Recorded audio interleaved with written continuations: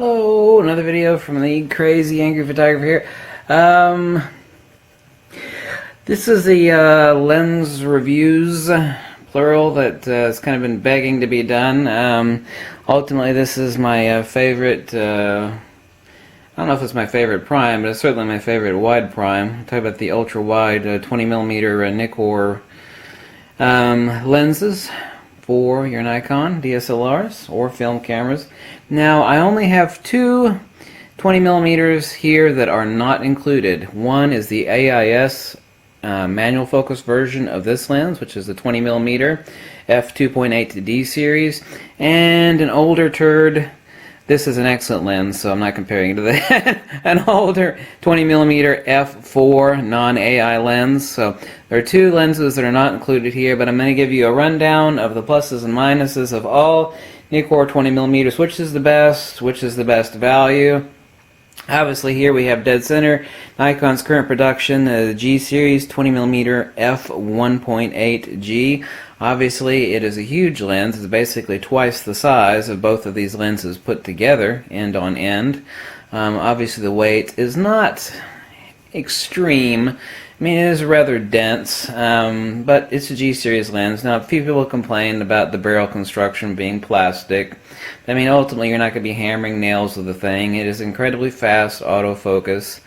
That's not really important on an ultra wide or a fisheye. I don't know if you know this or not. I mean, if you've handled a bunch of lenses, actual travel between minimum focus distance and infinity on the 20mm 1.8 is extremely little. You're talking about infinity here, and you're talking about closest focus distance there. So if you actually have your depth of field somewhere up around f8 or whatever, taking an outdoor shot, even if you're right in the middle, you basically captured everything. There's not almost no need to focus the lens. So autofocus on the ultra wides like this obviously become far less of an issue, which also makes the reason why having a manual focus on an ultra wide like this so very nice, because manual focus isn't this number. It's just here's infinity and here's closest focus, infinity, closest focus. Much more so in a fisheye. Top value versus top lens. Unquestionably so, the top lens here is a Nikkor 20mm f1.8G series. However, it is an $800 lens.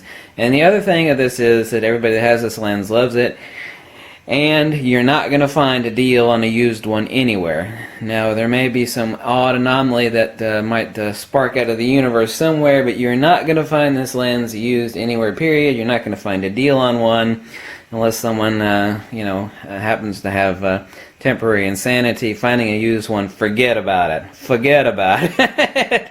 Top value Nikkor, sharp as hell, very tiny, built like a frigging tank. I've told you this before. Unquestionably, however, it is somewhat of a rare bird. I just checked again. I'm always checking for these lenses. It's the 20mm f3.5. Apparently there's a couple right now in Japan for sale.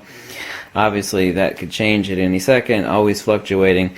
Absolutely flat out superior to the f2.8 in sharpness along the range, not just at f3.5 versus at f4, for example, but across the range. This is Nikon's sharpest, older, excluding the 20mm f1.8, which is unquestionably the sharpest, but not by a long stretch from this 3.5. Okay, not by a long stretch.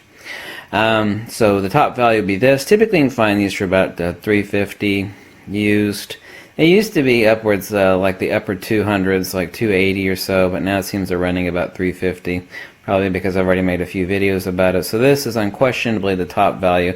As I said, the 20mm f1.8 G series Nikkor. Let you take a quick look at it here.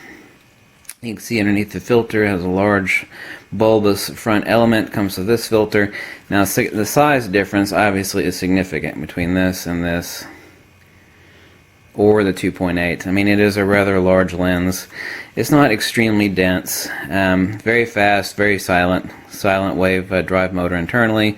Unfortunately, and alas, of course, it is, let me remove the lens hood here, it is $800, $796. That's the cheapest you're going to find on it. You're not going to find a used one. So it is a huge lens. Now, if you're doing astrophotography, Or if you're, you can write this off in your taxes, you're doing indoor architectural work, obviously purchasing this lens is just a no-duh. You can write it off, you could justify it, I would say all day long, go for the 20mm f1.8 G series ED. But however, of course, it is 800 bucks. Moving on, then I'll give a rundown of top recommendations versus top buys, whatnot, is the 20mm f2.8. You can find this in AIS version, which I would purchase over this, the 20mm f2.8. Both of them are exactly the same and identical in optical quality. This autofocus D-series lens, all this is a pre-D. I still consider it a D-series lens. This 20mm f2.8, either this pre-D or the D-series, is identical to the AIS. I would prefer, since this has a plastic body and it does have more parts to break down, I do prefer, and also since the throw between infinity and closest proximity is not that great, I would recommend purchasing the manual focus version of this lens, which is the 20mm AIS f2.8. Unquestionably so. Both of them are roughly the same price. You say, well, I'd rather have the autofocus for the same price. Well, I wouldn't. Mainly because, as I've stated, the throw is so shallow between infinity to closest. A lot fewer parts in the AIS version. The AIS version is identical 100% in optical quality, but is built like a tank and it'll last someone more than their lifetime. So that would be my first choice between these two lenses. Now, so far as top value, unquestionably it is the 20mm f3.5, hands down, flat out. The only downside to that is that it's a rare bird. It's somewhat hard to find. It is damn small, it is a damn tank, and it is damn sharp. It is sharper than the 2.8 D series or the 2.8 AIS across the range. It is just flat out the best value, and it's so tiny and compact you could toss it in your pocket. It just makes kick-ass pictures of the few, well, there'd be more people if there were more of these lenses out there, but a few people that have bought these off my recommendation, they've sent me comments and thank you, man, this lens is awesome, and they've sent me pictures, and it's exactly what I told them it would be, and I'm so glad that you all are happy, those of you who've actually found one of the 3.5. Now, top lens, regardless of price, is unquestionably the 20mm f1.8 G series. Much larger, obviously, plastic construction on the barrel assembly. The only issues other than that, if you consider that an issue, is that it does have a little bit more vignetting than it should, but it is at f1.8 to f4, but this is an f1.8 to ultra wide. And the actual optical necessity of building these, especially 20mm at f1.8, it's just inescapable. Now, the vignetting is not nearly as bad as others report that it is. I've actually, of the two major reviews on the 20mm f1.8, they over-exaggerate the vignetting, and additionally so, they don't understand, the optical mechanics of actually creating an f1.8 ultra-wide 20mm like that. It's just inescapable. If you actually look on basically its closest neighbor, not the 16 or the 18mm, which are extremely rare lenses, but the 16mm fisheye, I mean, it only goes down to 2.8, and there's a reason for that. You got vignetting issues at 2.8, so having an ultra-wide cousin like this at f1.8, you really can't bitch about the vignetting issues on it for obvious reasons of optical necessity, that building a lens that fast, you are going to have vignetting issues at f1.8 and f2. But it's an exquisite lens. It's damn silent. Autofocus versus manual focus isn't an issue on any of these. The throw actually on this 1.8, due to the optical design, is actually extremely shallow, which is awesome. This is actually a huge positive that you won't read about from other people, and that is, here's infinity, and here's the closest. Okay, let's see how far my thumb travels between closest and infinity. Here's closest, here's infinity. Okay, less than a quarter rotation of the barrel for focusing, less than 1/4 travel, which is awesome. Let me turn the camera off. It's sitting on the awesome D750 right now. So let's do the rundown again really quick. Top value, unquestionably, the cat's ass. 20mm f3.5. It's small, it's built like a tank, it's sharp as hell, it's sharper than its closest cousin, the f2.8. Now which would I buy? Between these two, I would buy the AIS over this D series, or this is a pre-D. It looks exactly identical to this. Now there are tons and tons and tons of these out there. It's a perfectly valid lens, but this is the softest of the three here. Okay. Now optically the AIS is identical to this. I would buy the AIS for obvious reasons. Has fewer parts. Typically, it actually is a bit cheaper than this, the D series 20mm 2.8. But I would always have it over. I got rid of mine a long time ago. I wished I had it back, but I don't need 4 20mm lenses, so I might as well just keep this since the optical quality is the same. I may get one in the future, but why have 4 20mm? If price is no consideration, flat out hands down the 20mm f1.8. Downside is it's a large honker, as you can see. I mean, it is a large honker, but it has to be because it's an f1.8. Now, are there vignetting issues between 1.8 and f4? Yeah, but they're nowhere near as bad as the exaggerations people state, and the optical necessity of creating an ultra-wide like that at that aperture range means that it's going to be there. I don't care if Zeiss makes it, I don't give a damn if Nikon makes it, that's what it's going to be on an ultra-wide like that. It's just the nature of the beast. So its downsides are, and it isn't really an issue with me, I'm not hammering nails with it, it's plastic construction.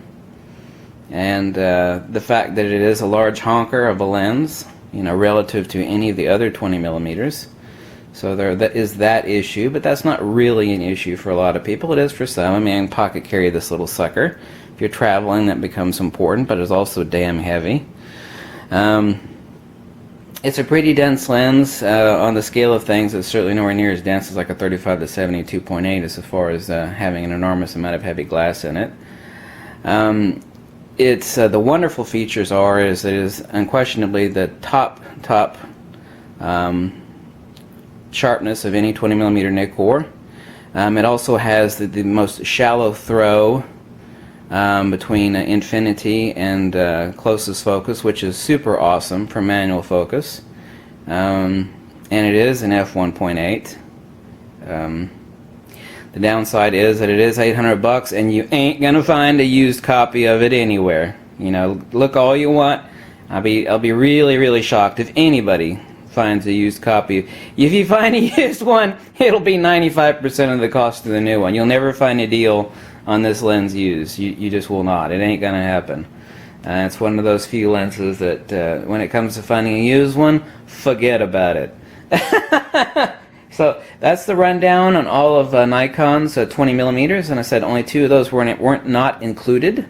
The 20mm f2.8 version of this, the prior version, the AIS manual focus, which I talked about and told you it's positive and minuses, and the crummy old 20mm f4, which is a really old dyno turd, which I would not consider unless someone was completely insane and was selling it off for 50 or 60 bucks, in which case I would buy it.